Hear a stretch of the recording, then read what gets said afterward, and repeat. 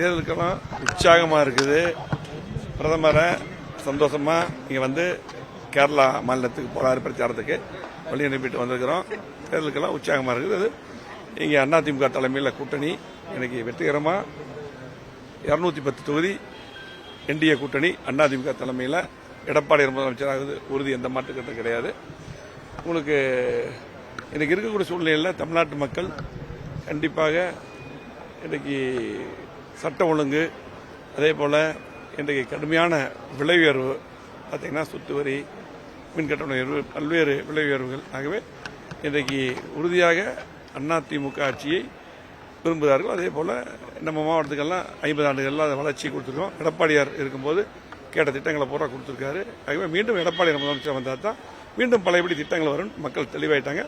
ஆகவே உறுதியாக இங்கே இருக்கக்கூடிய கோவை, திருப்பூர், நீலகிரி 21 தொகுதியும் அதிமுக வெற்றி பெறும்.